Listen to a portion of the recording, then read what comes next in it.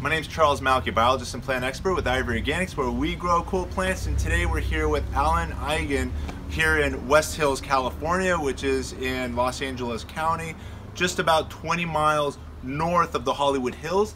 And Alan, if you can share with us why we're here today. Well, I got a Eureka lemon tree that's not doing so hot. I bought this tree along with this house about 2.5 years ago. The tree was very dried out, and I went through all kinds of stuff to try to bring it back, and it doesn't look like it's doing so hot. So, Charles Malki, you're here to help. Yeah, I appreciate you sharing all of the pictures, and I'm glad that we're also close enough that I was able to visit you and your tree. But the first thing that caught me when I was looking at the images, and I'm not sure if you viewers can capture this, but maybe you need to come in a little closer, but it looked like fire came through, and I can see that a lot of the bark has been missing. As you can see, there's a layer between what's actually, I've learned, been painted, and I'll explain with what product. And then over here is the underlying bark. You can see over here is a pruned branch that was also coated. And let's continue going further down the trunk as you keep coming, and you can even come around where there's more light. And you can see the whole top surface of the plant is missing with bark. You can see where there's that line between no bark on this side, which is the sunny side, to some bark on the back side of the plant. If you continue down, you can see all the cracks in the exposed wood. Again, this is all unprotected, no skin, no bark on this part of the citrus tree, going all the way down, and we continue, and then hopefully you can wrap around. I'll get out of the shadow here. If you come in a little further, take a look at all of these cracks that are going all the way down the base of the trunk. It's all cracked all the way down, and then throughout practically all the sides of the tree, it's just basically cracked and dried out and completely stressed. This is what caught my attention to this particular citrus tree. If you can come around again one more time.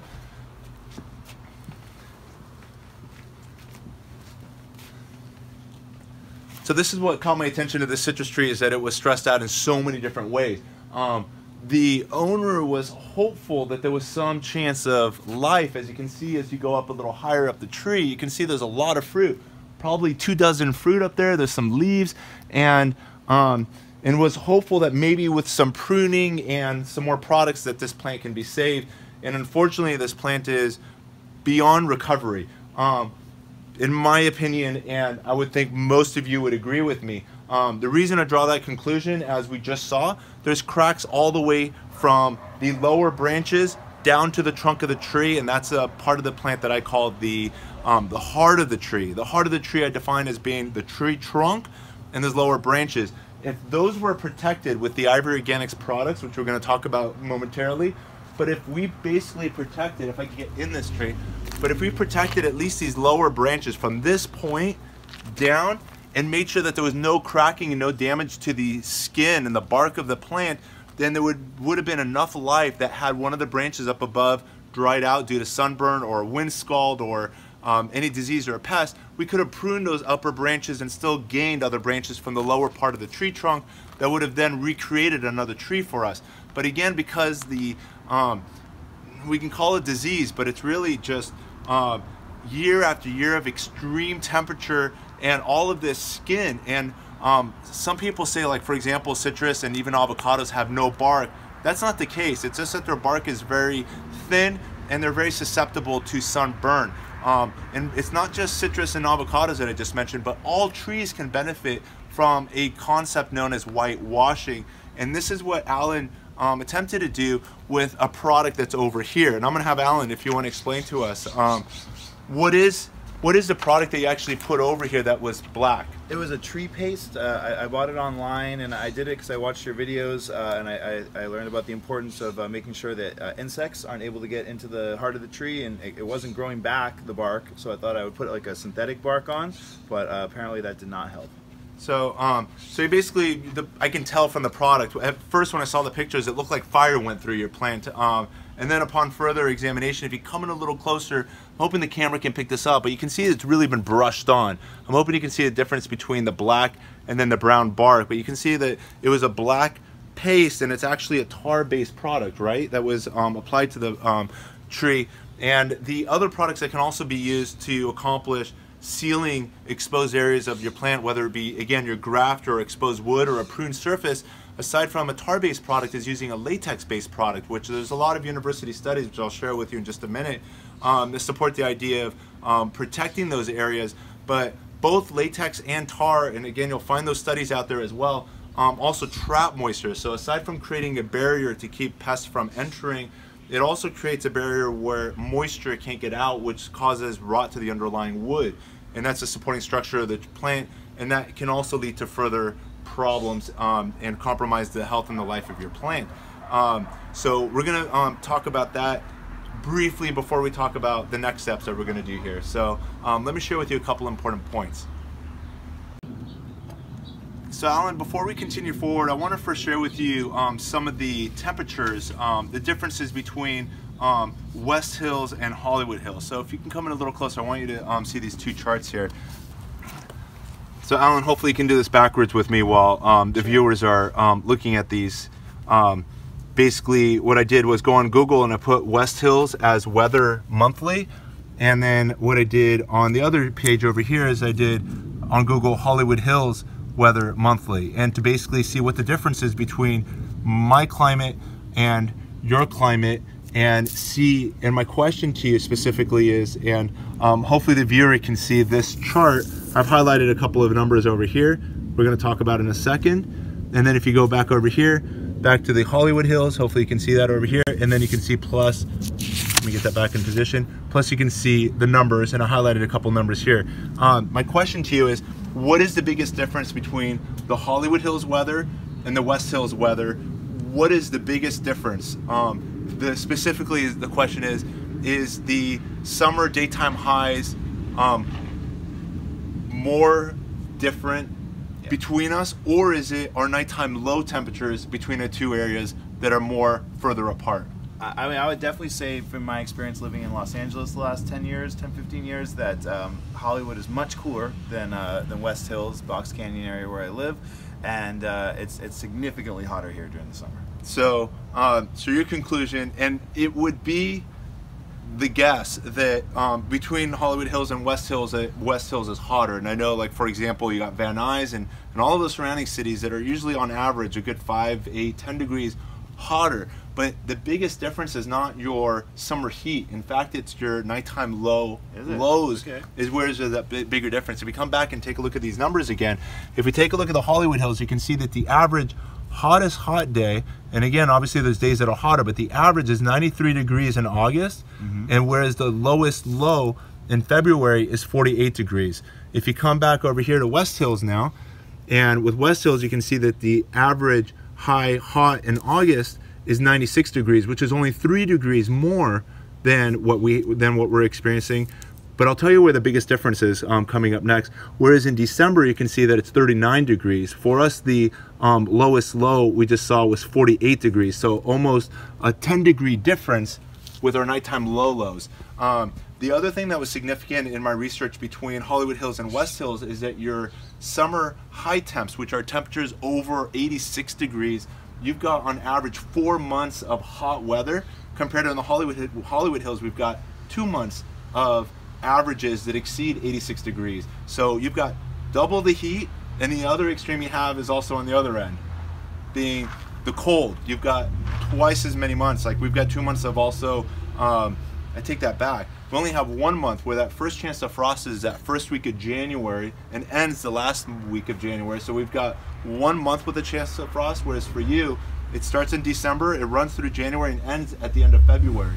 So here we are now at the end of February, you're just now exiting your last chance of frost, whereas for me in the Hollywood Hills, that ended a month ago. So, and what makes things even worse is compared to your generic West Hills location, I live right at the base of the mountains, you can see there, and the wind that we get here exceeds the wind you get anywhere else in West Hills. It just hits that mountain and it comes whipping back here at extreme temperatures. The whole house shakes, and these trees are subject to extreme wind in addition to extreme heat and extreme cold. That's a great point. So, so one of the things we talk about with the Ivory Organics products, which we can now take a look at over here, if we come back, we can take a look at, basically I brought with me 3 different products, and they're also available in different sizes. But the first and the most popular of our products is this one, the 3-in-1 Ivory Organics Protection, it's the protection against damaging sunburn, insects, and rodents. Registered material for use in organic agriculture, for use on your roses, fruit, nut trees, ornamental trees, and shrubs. And the way this product works is it's got all of these active oils in it, which include castor, cinnamon, clove, garlic, peppermint, rosemary, and spearmint. And what this product does is, again, those oils give you that insect and rodent protection. But if you're not looking for the oils, with all of that wood that was exposed, and if we basically approach that tree a few years ago when there was a chance of life still left in it, and we could preserve that heart of the tree, being again that lower trunk and lower branches, then all you may have needed was something more like this, which is the Ivory Organics Whitewash formula, which is an oil-free version where it's going to offer you that protection against damaging summer sunburn, winter sun scald. And again, as you can see with the active ingredients, it only has garlic powder and cinnamon powder, no oils, but all of that's in the base. So when you add water, which we're going to be doing later on, you'll basically end up with an oil-free product that'll give you that protection from the extremes of the summer sun, the winter sun scald, and then you mentioned also with wind, the fact that, and I meant to bring the lotion, you know, I've always got like a little pack of lotion in the car, especially in the winter when my hands are particularly dried out. But you can imagine by having a nice layer on your plants, you're also going to be minimizing the risk of also that, that wind burn when you've got those extreme winds that are cutting through, by having your plants protected with the Ivory Organics products. For the harder to reach places and to basically get like the leaves and the upper part of the plant, you can also use the product with a ready-to-use spray such as this. And this is again that same formula as the protection against damaging sunburn, insects, and rodents, but in a spray form. But both of these products can also be used as foliar spray, as a brush on, and as a tree paste, depending on how much water you add to that. And that's all on the directions on the back. What I want to share with you next before we get started is just a little bit of literature about, let's actually just take a look at the university studies. And this here is on the ivoryorganics.com website. But if you can come in a little closer, I just want to point out a few benefits of whitewashing, which says, whitewashing your tree trunks is an old-fashioned, effective method to prevent sun scald, and we just talked about that, of tree bark from bright winter sunshine. Various oils, which are in the 3-in-1 product, effective to control insects and mite pests. Whitewash young trees routinely at planting. So we're going to plant a citrus today and we're going to whitewash it. Whitewash older trees if they develop sparse canopies, which is exactly what's happening with this particular plant, to basically protect that underlying tree trunk and branches. Natural pest control with oils, generally quick and have low toxicity. Paint the trunk and lower limbs with whitewash to help prevent sunburn and damage from borers. And again, that's the reason for coating any prune surfaces. As well as if you see that some of your bark's been burned, you got to patch it up. Horticultural oils control insects, mites, and some plant diseases.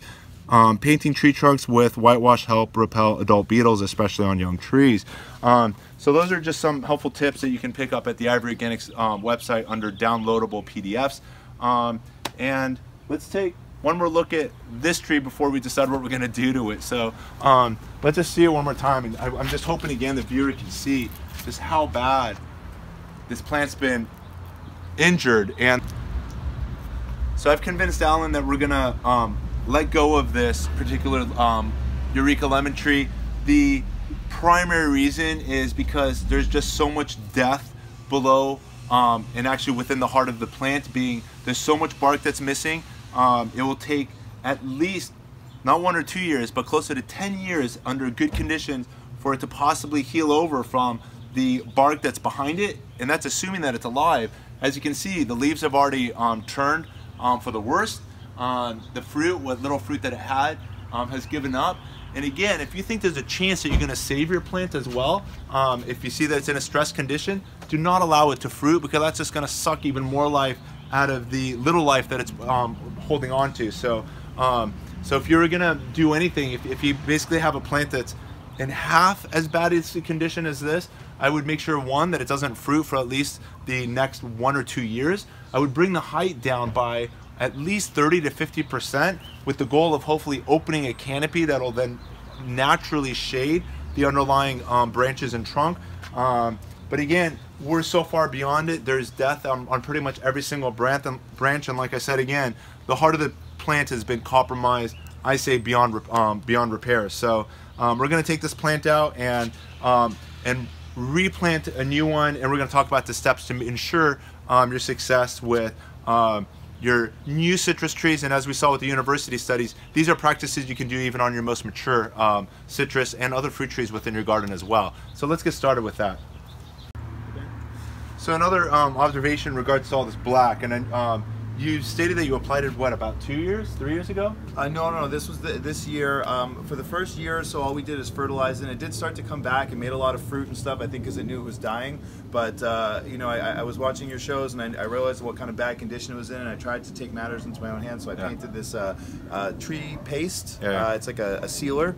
And but what you told me is that in fact, by painting black stuff on the tree, I made things worse, not better. The worst part about applying a black product to your plant is you've now absorbed, and as you can see, and I can tell even from the years past, it's had a very sparse, very open canopy, and with your temperatures as hot as they are here, and as we just said earlier, that you've got maybe we have about 2 hot months per year. You have closer to 4 hot months per year. So you can imagine all that intense heat that is only getting magnified by the fact that it's got a black coat on instead of something lighter. And so, you know, using a lighter product would have helped. Also using a product that was non-tar based and also avoiding also latex based products would also help better in preventing the potential rot of the underlying wood as well. So, so black is absolutely not the way to go. So anyways, do I have your permission to remove this tree, and let's put in something that'll hopefully bring you many more years of fruit and enjoyment. Yeah, thank you so much, Charles. Let's get started.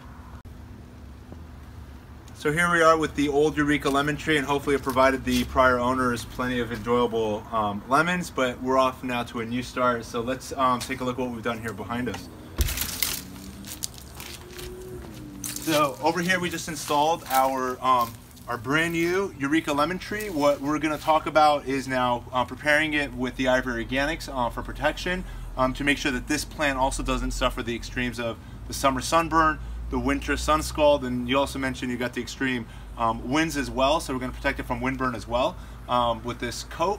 And the first thing I want to do before we do anything is, and I want to share this with the viewers, is that you control the destiny of the shape and the size and what it's going to do. This plant over here is a standard variety, meaning it can grow anywhere from 15 to 20 feet, but you can easily prune it down to 10 feet. What you can't do with a standard variety is you can't prune it down to about 4 to 5 feet. If you try to manage your standard plant as a dwarf variety, and dwarfs on average will grow 3 to 5 feet, but if you try to train this down to a dwarf size, all it's going to want to do is grow. So if you can manage it to be somewhere where it's you know, manageable, so it's not like, you know, just too large of a tree for this space. So if you want to prune it down to about, you know, 15, maybe even 10 feet, what it'll always do is always create a beautiful canopy up above to then shade that lower tree trunk and branch, so we don't end up with the same result that we had with the last variety, which more likely than not was a semi-dwarf variety. So that's the reason that we've opted for this the standard variety. What we're going to do first is I'm going to put in some stakes here, and what we're going to do is I'm going to get these stakes in the ground. What we're going to do is we're going to design and shape these branches into the directions that we want them to go. As you can see, there's 3 beautiful branches, and what we can do is we can train it to go into the a nice open vase shape, so that each branch will be serving its 1/3 balance of fruit, and basically doing its 1/3 of, you know, capturing sunlight to basically make the sugars necessary to support the fruits. So we're going to divide each of these branches into a 1/3 area where they'll all equally get the sunlight necessary for optimal growth. So that's the first thing we're going to do. So I'm going to position these stakes in 3 different places now. So far we basically supported 2 of the 3 branches. We took this one and redirected it to the right. We're going to take this branch and pull it back in this direction, and you can see the one that's over here we pulled in this direction. And specifically with this one, I'm trying to keep it out of the courtyard in front.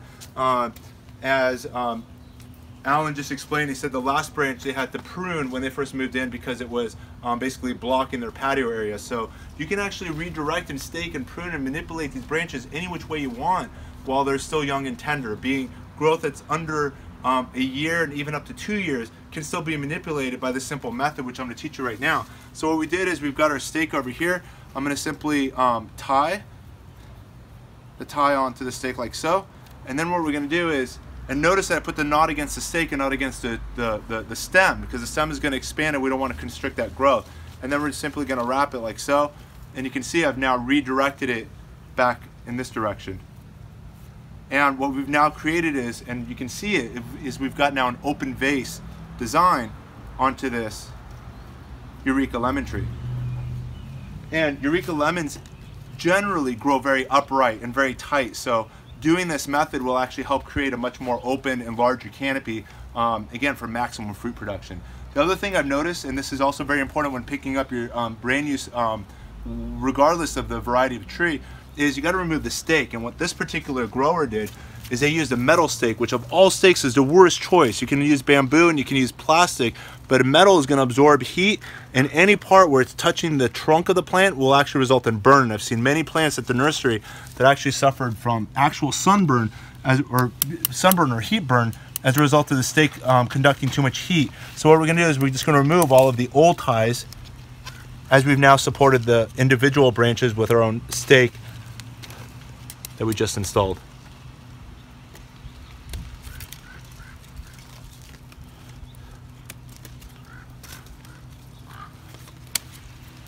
And now this metal stake can come out.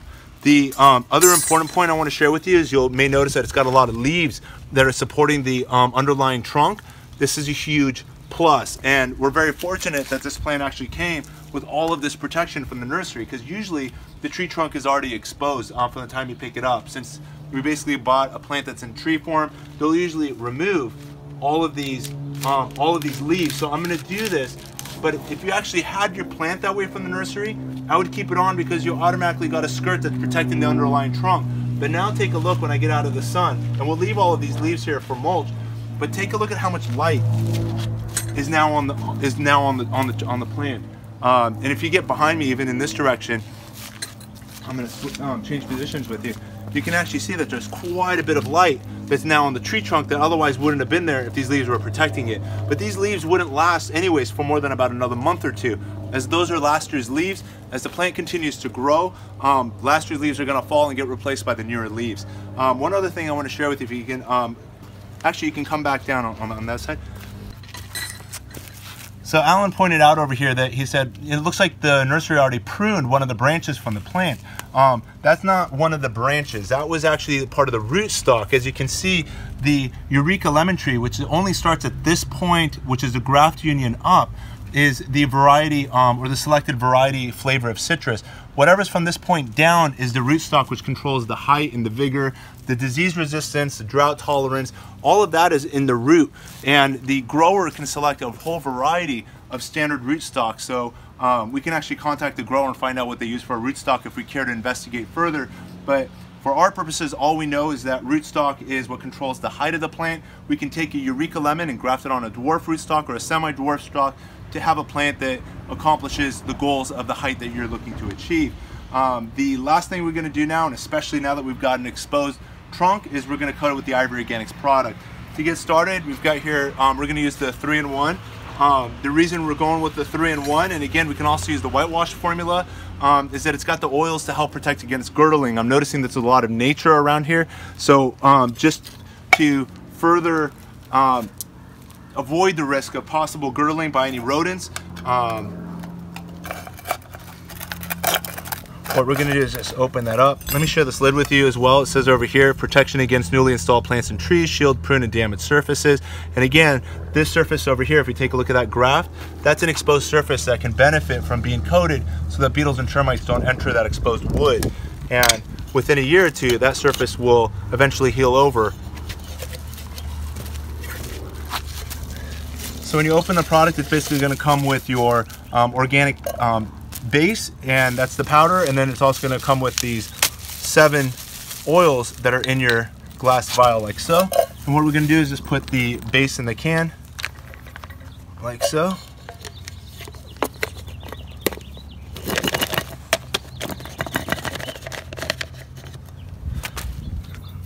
Step 2, add some water. Then we can add the oil vials.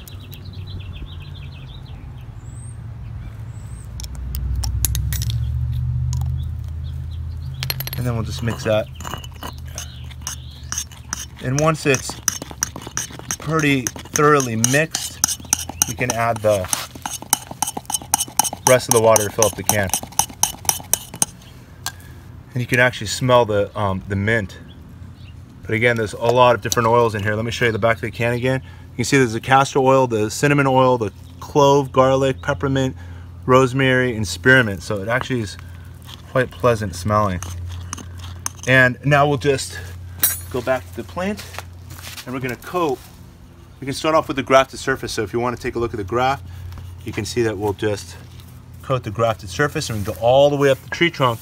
And again, this is now going to offer the plant the protection from summer sunburn, the winter sun scald, and again that damaging windburn as well. It's now got a surface of protection. On the greener surfaces, it may be beneficial to put a second coat.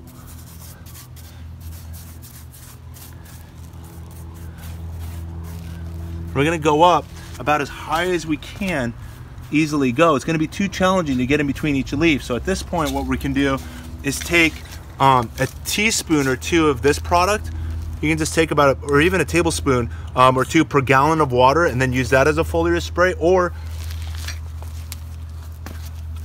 I've already got it ready to use. So we're just going to use this product, put it in spray position. Make sure you surely shake it. Stand back real quick. So I'm now going to just spray the entire plant. And now I've got all the leaves, the young stems, and everything coated with an organic layer of the Ivory Organics product. And if you come in a little closer, you can actually see some of the white film that's on the leaves. That'll dry very close to clear. It'll still be obvious if you're within a foot or two of the product, but otherwise is barely going to be noticeable. And again, it's going to offer the protection of keeping the plant significantly cooler in the summer, insulated during the winter, and it's just going to help the plant off to a much better and stronger start, as we saw with all the other university studies that substantiate the benefits of whitewashing your plants. Do you have any other questions for us, Ian? No, Charles, thank you so much. This looks great. I'm sure in the years to come, this will be a great lemon tree. No, I'm looking forward to hopefully seeing it, and hopefully we'll be enjoying lemonade and all the amazing things you can do with lemons. Thanks again, Ian. Thank you so much, Charles. You're welcome. Take care. While you got the... So if you've enjoyed this educational moment by Ivory Organics, be sure to like it, and most importantly, by subscribing below, you'll be connected to this and all of our other educational gardening videos. Thanks again for watching, and happy gardening.